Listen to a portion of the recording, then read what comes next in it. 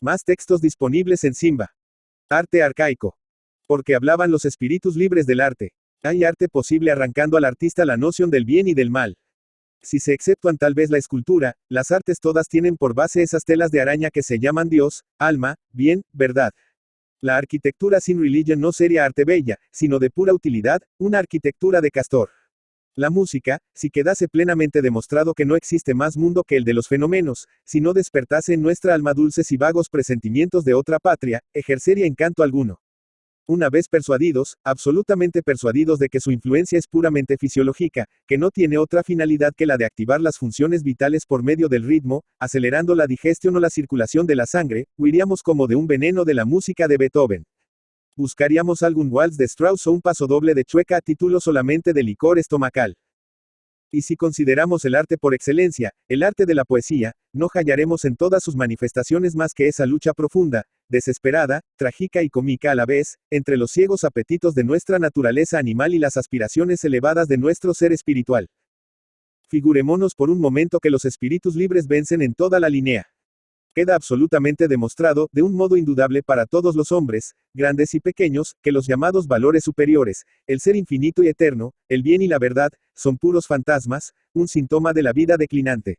El amor, la compasión, el sacrificio por los otros, enfermedades cerebrales que aparecen cuando los instintos sanos se debilitan. Que cantaran ya los poetas. ¿Dónde están los himnos, los dramas y las novelas? Excluida la lucha interior, la lucha del mundo moral, la tierra ofrecería un aspecto tan siniestro como monótono. Obrando solo la voluntad de vivir o la voluntad de dominar, no pudiendo considerarse como cosas serias ni el amor, ni la lealtad, ni la abnegación, la trama de la vida, tan rica y hermosa, quedaría reducida a una serie de peripecias de orden material engendradas por la diferencia de fuerza.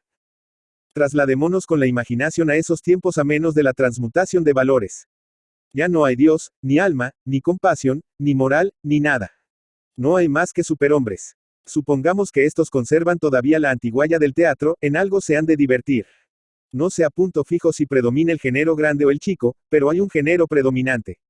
El cual, como acontece casi siempre, comienza a aburrir a los espíritus difíciles.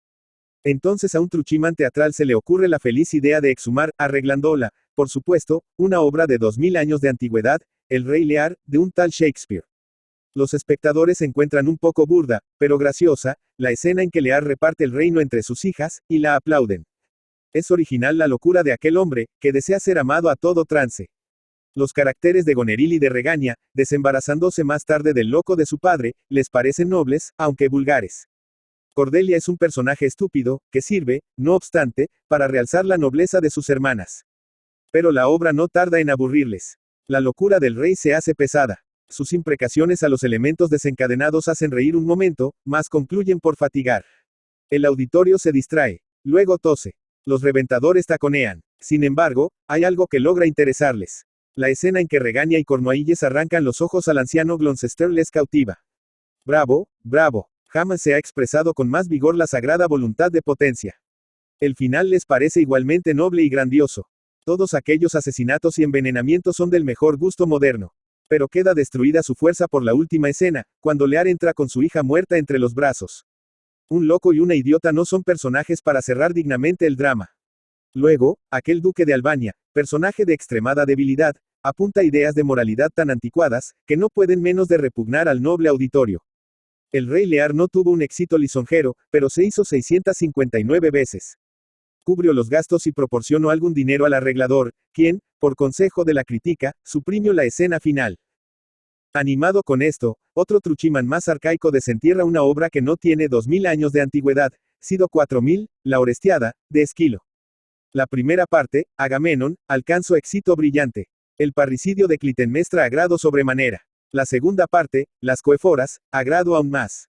El parricidio de Orestes era aún más sangriento y conmovedor. Más la tercera parte, las Eumenidas, o dolor, vino al suelo con estrepito. Aquel hijo, después de hundir su puñal en el seno de la que le dio el ser, se ve acometido por los remordimientos, que revisten la forma de furias.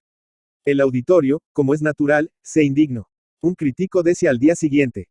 ¿Cómo? ¿Que Antiguaya nos ha desenterrado el señor López? Antes de llevar una obra a las tablas, aunque esté defendida por su alta antigüedad, debiera meditar si esa obra puede herir en lo vivo los sentimientos nobles de nuestra sociedad. Hay enfermedades tan repugnantes, que si en los libros se pueden describir, en la escena no se deben presentar. Quien ataque las bases de la noble moral de nuestros tiempos, no lo jara impunemente. Sentir remordimientos, no solo es inmoral, sino indecente. Armando Palacio Valdés. Armando Palacio Valdés, Entralgo, La Viana, Asturias, 4 de octubre de 1853, Madrid, 29 de enero de 1938, fue un escritor y crítico literario español, perteneciente al realismo del siglo XIX. Hijo de Silverio Palacio y Eduarda Valdés. Su padre era un abogado ovetense y su madre pertenece a una familia acomodada. Se educó en Avilés hasta 1865, en que se trasladó a Oviedo a vivir con su abuelo para estudiar el bachillerato, lo que entonces se hacía en el mismo edificio de la universidad.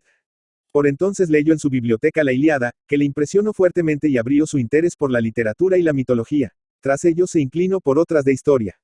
Por entonces formó parte de un grupo de jóvenes intelectuales mayores que el de los cuales se consagraron a la literatura Leopoldo Alas y Tomás Tuero, con los que entabló una especial amistad.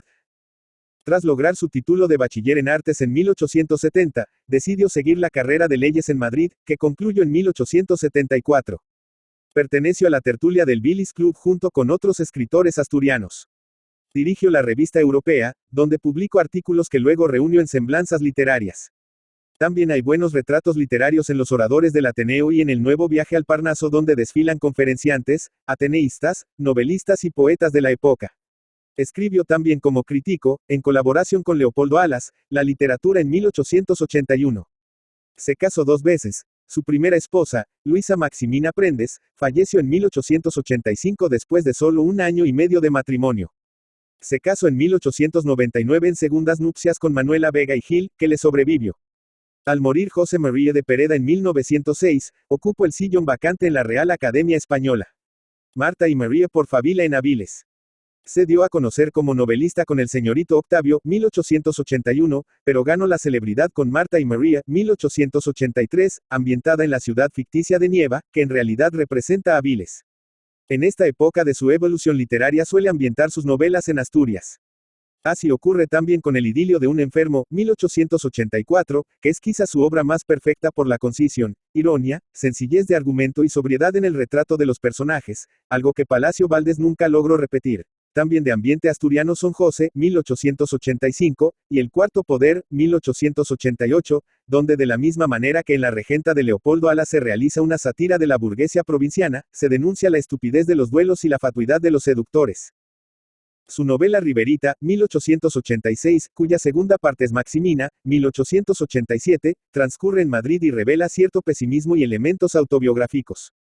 Por otra parte, la obra más famosa de Armando Palacio Valdés, La hermana San Sulpicio, 1889, transcurre en tierras andaluzas, cuyas costumbres muestra mientras narra los amores entre una monja que logra salir del convento y un médico gallego que al fin se casa con la religiosa vuelta al siglo. La espuma, 1891, es una novela que intenta describir la alta sociedad madrileña. La fe, 1892, como su propio título indica, trata el tema religioso, y en El maestrante, 1893, se acerca a uno de los grandes temas de la novela del realismo, el adulterio, de nuevo en ambiente asturiano.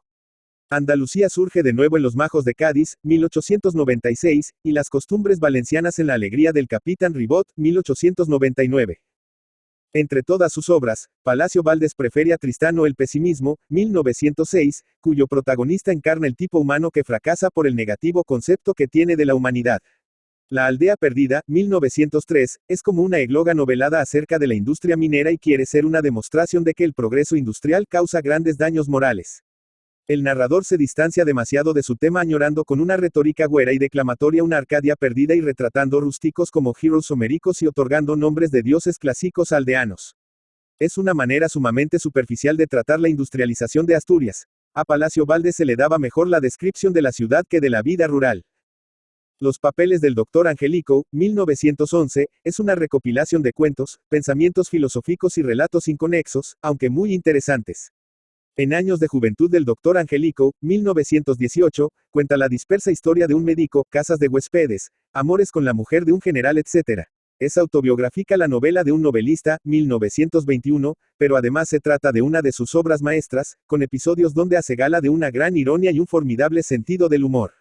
Otras novelas suyas son La hija de Natalia, 1924, Santa Rogelia, 1926, Los Cármenes de Granada, 1927, y Sinfonía Pastoral, 1931.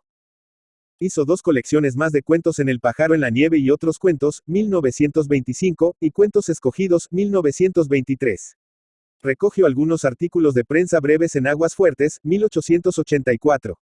Sobre la política femenina escribió el ensayo histórico El gobierno de las mujeres, 1931, y sobre la Primera Guerra Mundial en La guerra injusta, donde se declara aliadófilo y se muestra muy cercano a la generación del 98 en su ataque contra el atraso y la injusticia social de la España de principios del siglo XX. En 1929 publicó su Testamento literario, en el que expone numerosos puntos de vista sobre filosofía, estética, sociedad, etc., con recuerdos y anécdotas de la vida literaria en la época que conoció. Durante la Guerra Civil lo encontramos en Madrid pasando frío, hambre, enfermo. Los hermanos Álvarez Quintero lo atendían con los escasos víveres que podían reunir. Palacio Valdés, el amable, el otrora célebre y celebrado, vanidosillo y fecundo escritor, moría en el olvido, sin ayuda, el año 1938. Póstumo es el álbum de un viejo, 1940, que es la segunda parte de la novela de un novelista y que lleva un prólogo del autor a una colección de 50 artículos. Sus obras completas fueron editadas por Aguilar en Madrid en 1935, su epistolario con Clarín en 1941. Armando Palacio Valdés es un gran creador de tipos femeninos y es diestro en la pintura costumbrista. Sabe también bosquejar personajes secundarios. Al contrario que otros autores, concede al humor un papel importante en su obra. Su obra ha sido muy traducida, especialmente al inglés, e igualmente apreciada fuera de España. Es seguramente junto a Vicente Blasco Ibáñez el autor español del siglo XIX más leído en el extranjero. Su estilo es claro y pulcro sin incluir neologismos ni arcaísmos.